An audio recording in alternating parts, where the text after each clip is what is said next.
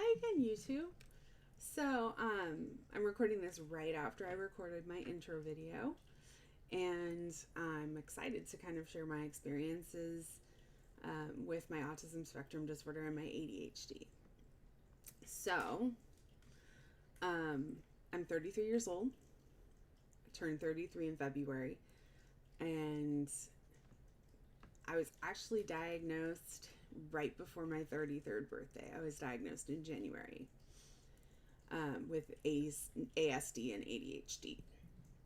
So, I kind of want to describe my childhood experiences with this and my adulthood experiences with this. So, childhood. I was always really withdrawn and shy, very shy, painfully shy.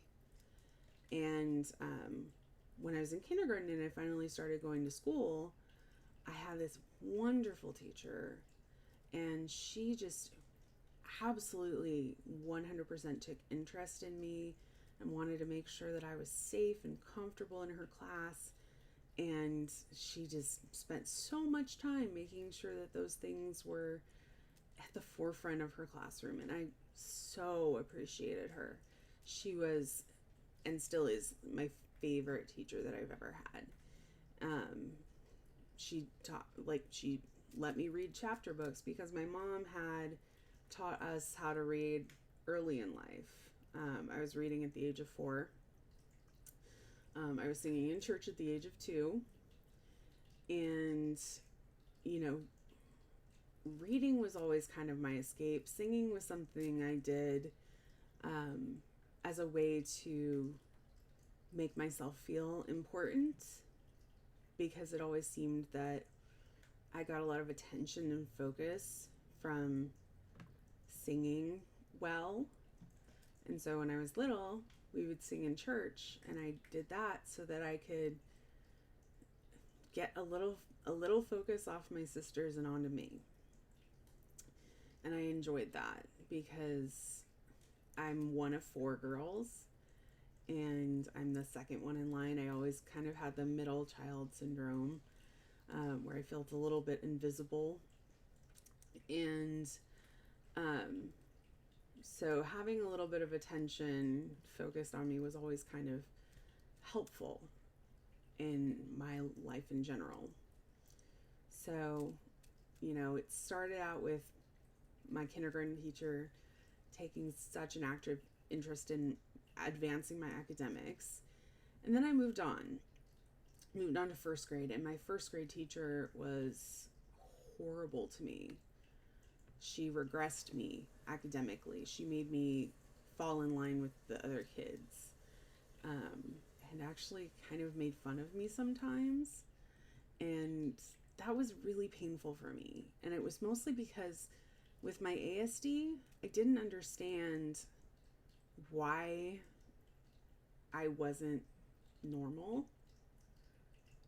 And, that, of course, the term normal is relative, and I have a bachelor's degree in psychology. Normal is in the eye of the beholder, pretty much. But it was distressing. It was distressing to me that somebody would take the time to go out of their way to make me feel less than, to make me feel othered. And that was really a painful time for me. I did have hyperfocus issues where I tended to narrow my focus on very specific tasks, and I didn't tend to deviate from those. If I was on a hyper-focused track, it was very difficult to tear me away from it. And fortunately, now I know that that's something I have to work on, because it's still the case. If I get into something and I don't want to tear myself away from it, you can't tear me away from it with a giant 10-foot steel pole with a hook on the end. You can't tear me away from anything that I'm interested in. So that's the case with my ASD from adulthood. I do have those hyper-focus issues. I decided to record a bit of an outro so that I can close things up with a little bit of a nice button. So I'm going to say goodbye. Try and be kind to each other.